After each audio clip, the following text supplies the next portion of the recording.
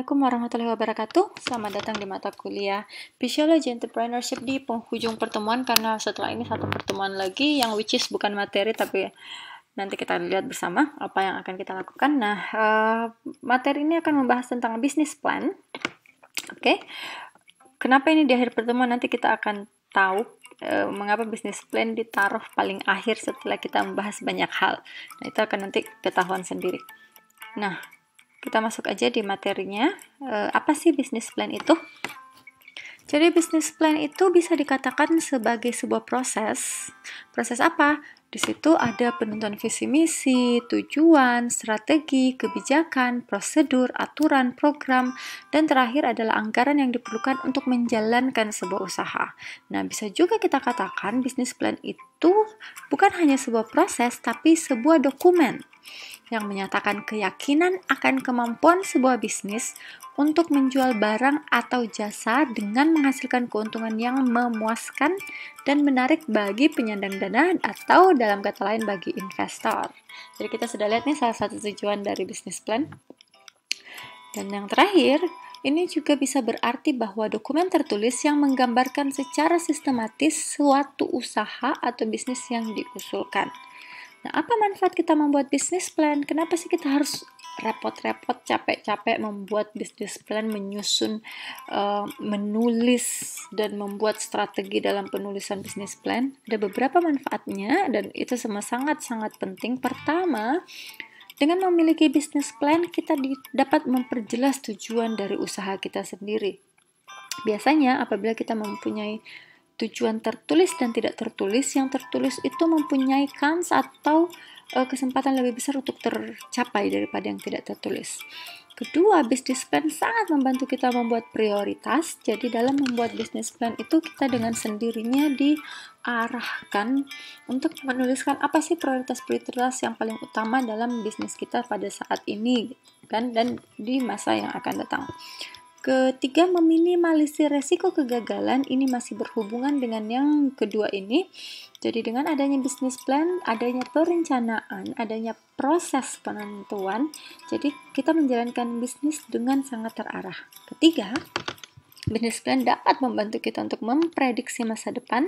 Dan terakhir, dan sangat banyak digunakan oleh usaha-usaha, baik itu usaha yang dirintis oleh mahasiswa ataupun non-mahasiswa, business plan digunakan untuk mencari sumber dana atau dengan kata lain investor. Nah, apa manfaat khusus dari business plan? Ada 6 manfaat khususnya. Pertama, bagi pegawai. Bagi pegawai, business plan itu dapat membantu mereka mengetahui perkembangan perusahaan di tempat mereka bekerja. Bagi investor, investor bisa mengetahui apakah dana yang diberikan menghasilkan manfaat dan resiko apa yang akan dihadapi. Nah, ketiga, dari pihak pemberi kredit atau kreditor, dengan adanya business plan itu dapat membantu mereka melihat kelayakan pinjaman dalam menentukan jumlah pinjaman, jangka waktu, agunan, dan tingkat pengembalian yang sesuai. Keempat, bagi supplier. Apa sih manfaat business plan bagi supplier? Tentu saja untuk mengetahui kegiatan operasional usaha berdasarkan jumlah dan jenis produksi, kuantitas dan kualitas bahan baku yang diperlukan, sehingga supplier dapat memenuhi kebutuhan tersebut. Nah, kelima, konsumen. Apa gunanya bisnis plan? Kenapa konsumen harus mengetahui bisnis plan? Karena konsumen ingin mengetahui apakah ada perubahan kuantitas dan kualitas produk yang akan mempengaruhi konsumsi mereka akan produk tersebut, dan untuk melihat seberapa besar manfaat yang diterima jika menggunakan produk tersebut. Dan terakhir, bagi konsultan atau advisor, dapat membantu melihat apakah diperlukan perbaikan-perbaikan di semua faktor, seperti pemasaran, SDM, keuangan, dan lain-lain, agar bisnis plan dapat dijalankan tanpa ada hambatan. Dari 6 manfaat khusus bisnis plan ini, kita sudah bisa melihat itu bisnis plan-nya itu terdiri dari apa saja sih? Apa sih aspek-aspek yang ada di business plan itu sudah mulai terdefinisikan dalam manfaat khusus ini. Nah, kita masuk ke elemen khusus, elemen-elemen dari business plan. Karena setiap bisnis sifatnya berbeda-beda, maka tidak semua business plan bersifat serupa. Gitu ya. Suatu business plan bagi perusahaan perorangan akan berbeda dengan perusahaan yang besar yang telah go public. dan memiliki kantor cabang di banyak kota. Nah, tapi yang harus kita tahu, walaupun bisnis plan berbeda menurut size-nya atau ukurannya, tapi semua bisnis plan akan memiliki maksud yang sama. Jadi mereka memiliki elemen-elemen dasar yang sama. Jadi biasanya walaupun bisnis plan-nya itu terdiri dari 7 poin, 8 poin, 9 poin, tetap ada elemen-elemen yang selalu ada dalam semua bisnis plan walaupun bisnis kita kecil atau besar. Nah, apa itu elemen-elemennya? Kita mulai dari 7 elemen dalam bisnis plan. Kalau memang bisnis plan kalian terdiri dari 7 langkah aja atau 7 steps aja, 7 bagian aja, biasanya yang harus ada yang itu executive summary, jadi ringkasannya yang dibuat oleh kalian tentang usaha kalian, lalu latar belakang usaha, riset pasar, deskripsi produk atau jasa yang kalian tawarkan, jadi penjelasan tentang manajemen dan operasional, lalu penjelasan tentang marketing dan sales atau penjualan, dan terakhir yang pasti ada adalah financial information. Jadi kalau kalian ingin menuliskan 7 bagian dari business plan, kalau kalian ingin membuatnya lebih lengkap, itu ada 8 elements of business plan. Apa aja? Terdiri dari misi di sini, strategi, timeline, tim, kompetitor, rencana pemasaran, dan terakhir adalah SWOT analysis. Dan ini juga ada contoh lain, jadi ini pilihan saja. Ada contoh dari 8 elements of business plan ini. Yang pertama, dia mulai dari executive summary, a one page nutshell about your mission, vision, and your purpose. Itu ada di situ. Jadi visi, misi, dan tujuan dari usaha kalian. Target market, siapa sih target market kalian yang harusnya kalian target secara demografi, interest, and budget? Siapa competitors kalian?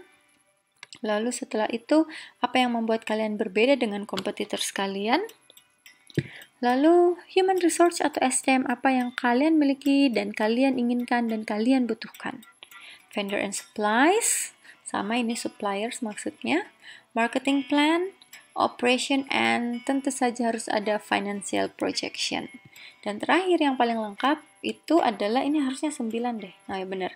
9 elements of business plan. Apa yang ditambahkan dari yang sebelumnya yaitu SWOT analysis. Nah, slide terakhir nih, ini singkat aja penjelasan tentang business plan karena kita akan masuk ke intinya yaitu membuat business plan itu sendiri. Tapi apa tips dalam membuat business plan yang berhasil gitu. Jadi business plan itu bisa saja berhasil dan tidak berhasil gitu kan. Bagaimana cara membuatnya berhasil? Kita harus mengikuti tips seperti ini. Ini adalah framework yang sangat general digunakan yaitu SMART. Apa itu SMART? S for specific, jadi kalian tentukan apa yang kalian akan lakukan dan gunakan kata-kata yang bernada action gitu kan, menghasilkan, memproduksi gitu ya, action. Harus spesifik. Kedua, measurable, dapat diukur. Jadi kalau tujuan kalian itu tergambarkan hanya dalam angan-angan atau tidak bisa diukur, itu agak susah tuh untuk melihat apakah bisnis kalian berhasil atau tidak. Makanya harus ada yang namanya measurable atau dapat diukur. Achievable, nah tidak hanya dapat diukur, itu juga dapat dicapai atau dapat digapai. Jangan membuat business plan yang sama sekali kalian tidak mempunyai cara untuk menggapainya. Contohnya nih, kalian membuat usaha percetakan buku, tapi di dalam business plan itu kalian menuliskan bahwa kalian ingin menjadi supplier bagi alat-alat berat. Itu kan sangat beda tuh. Itu bisa dicapai nggak sih? Dari awalnya aja nggak sama kan ya sama produk kalian. Jadi itu agak susah untuk achievable kecuali kalian melakukan yang namanya diversifikasi. Tapi itu adalah business plan untuk project yang berbeda, bukan project percetakan buku yang kalian sedang angkat sekarang. Kecuali kalau percetakan buku tapi tujuan kalian adalah untuk menjadi percetakan untuk buku-buku sekolah ya, buku-buku SD, SMP atau SMA di Indonesia, itu kan achievable. Relevant sama masih berhubungan dengan measurable and achievable, itu make your sense with your job function, make sense ya.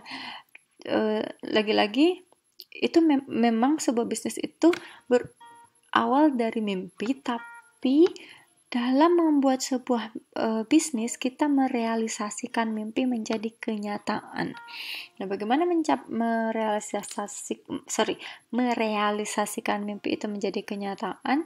Itu membuat mimpi itu menjadi relevan. Jadi, kita harus meningkatkan kemampuan bisnis kita sehingga mimpi kita itu bisa dicapai.